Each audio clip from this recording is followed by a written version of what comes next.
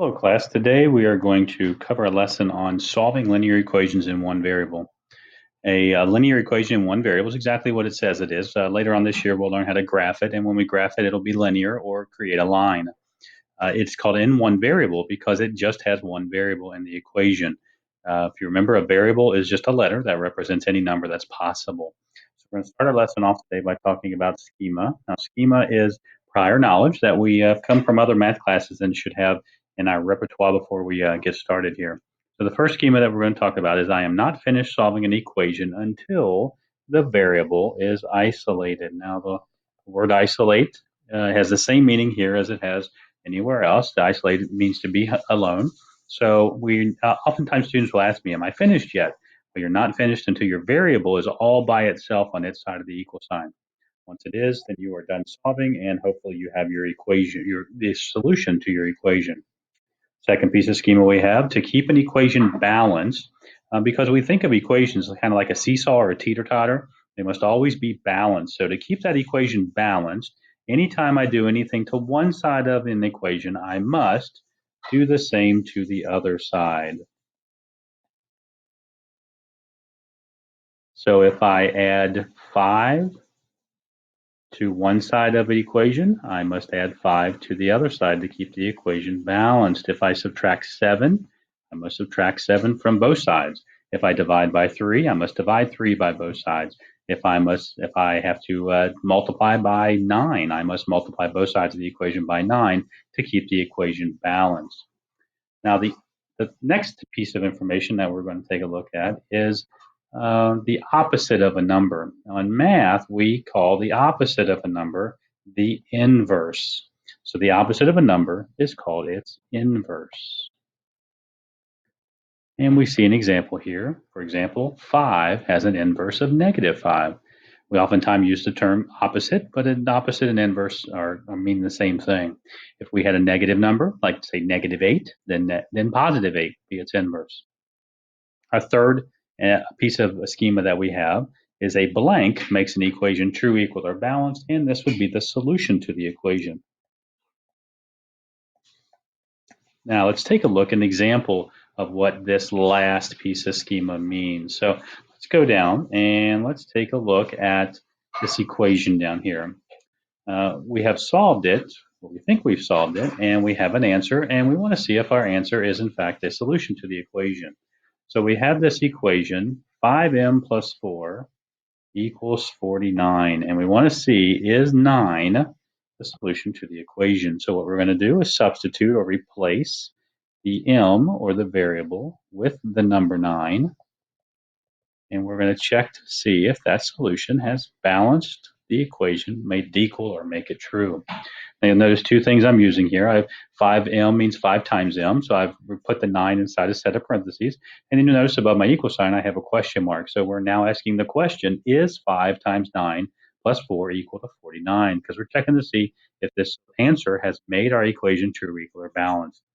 Now, PEMDAS tells us in math that we always multiply before we add. So 5 times 9 is 45, plus 4 equals, or does it equal, 49? 45 plus 4 does in fact equal 49.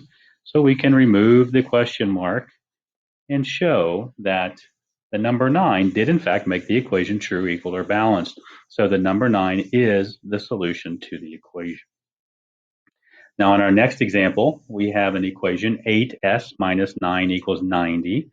And we have gotten an answer of 12. So they want to know, is 12 the solution to the equation 8s minus 9 equals 90? So once again, we're going to take out and remove our s and substitute or replace our s with the number 12. We're going to ask ourselves about this question of equality. So you'll notice we'll put the question mark over top of the equal sign again. The 12 inside parentheses to show the multiplication, and we're going to check. So once again, we'll multiply before we subtract. So 8 times 12 is 96. So we want to see, does 96 minus 9 equal 90? Well, 96 minus 9 equals 87. So we notice that the number 12 did not make the equation equal, true, or balanced. So we have to put a slash through the equal sign saying that that did not balance the equation. Those two numbers don't equal each other. The number 87 does not equal 90. So that number 12 is not a solution to the equation 8s minus 9 equals 90. So our piece of schema here is that a solution must make an equation equal, true, or balanced. So this is nice for you because as a student, you can check any answer you get for an equation to see if it's correct.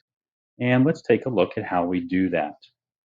So let's go down and let's try the whole thing. Let's take an equation and let's solve it, and then let's check our answer to see if it is true or not. So we're given an equation here, 3x plus 7 equals 16. We learned in 7th grade with Mr. Mylard that to start an equation to help us keep it a balance, we put our line down the equal sign, and whatever we see, we're going to do the opposite or the inverse. So working our way backwards through PEMDAS, we're going to do the plus, the positive, undo it before we do the multiplication. So we're going to subtract 7.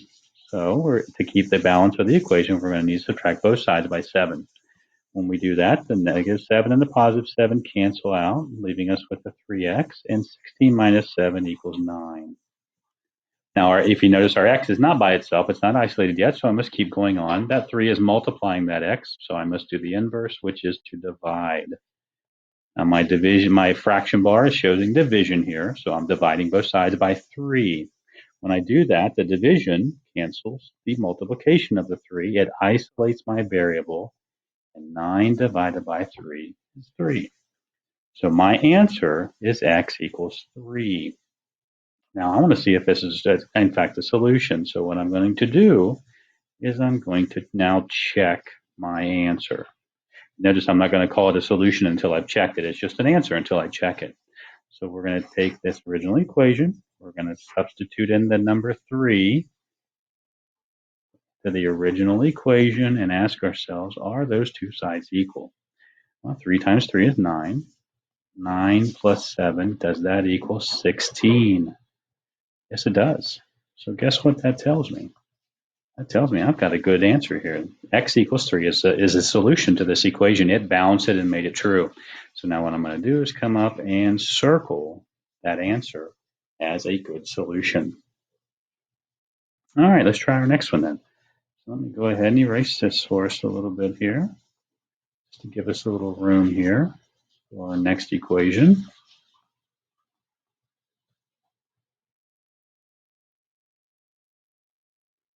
All right, so our next equation is 7x or 7r, I'm sorry, minus 8 equals 20.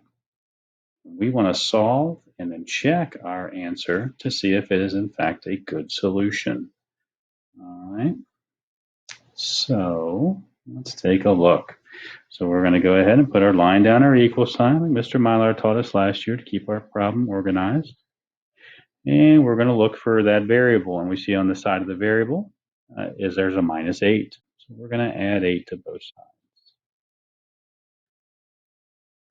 We add 8 to both sides. That cancels our negative 8, leaves us with our 7r equals 20 plus 8 is 28. Now to isolate that r, we're going to take away that multiply by 7 by dividing by 7. Keep our balance. We must do it to both sides. Our 7's cancel, isolating our r, and 28 divided by 7 equals 4. Let's check it and see how we did then. Now remember, if you check an answer and it doesn't make your equation equal, true, or balanced, then it's wrong. So we need these answers to give us some good balance of the equation. So we're going to take and see the 7 times 4, that's the answer that I got, minus 8, does that equal 20?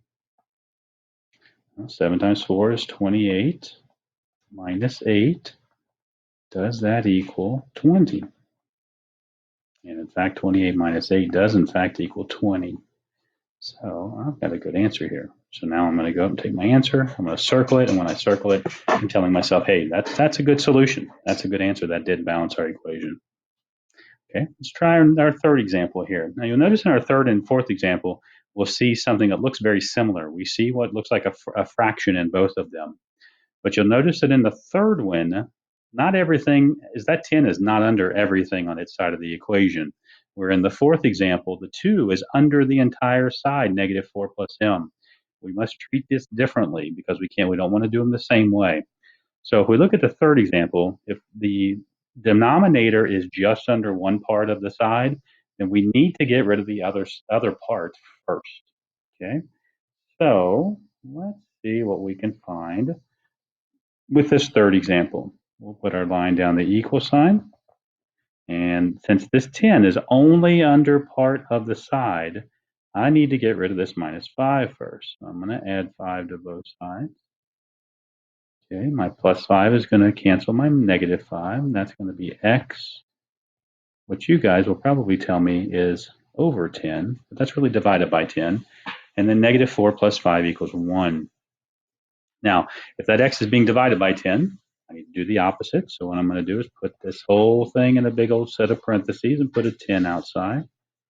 And then whatever I do to one side, I must do to the other side also. So I'm going to multiply both sides by 10. Now in math, opposites always cancel. So this multiplication and this division are going to cancel. It's going to isolate my x, and 1 times 10 equals 10. My x is isolated. It's all by itself. So I'm finished.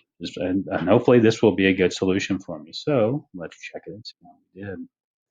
So we're going to come down here and we're going to check. Okay.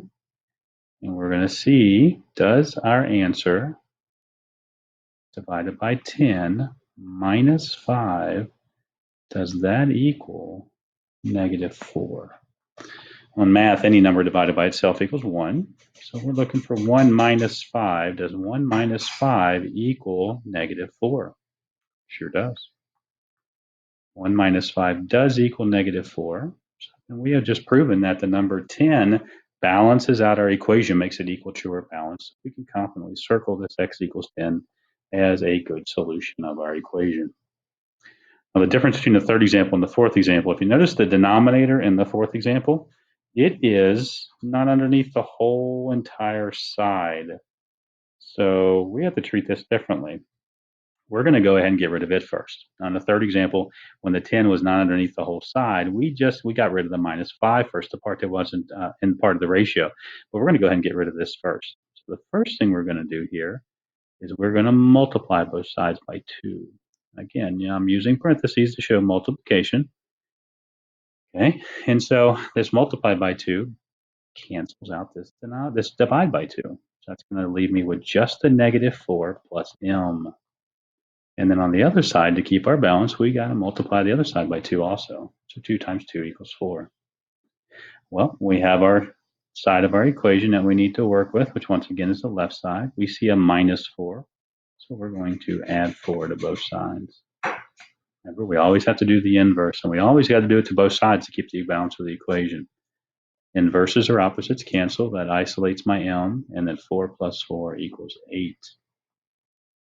Okay, well, we got an answer. Let's check it and see if it really balances out the equation.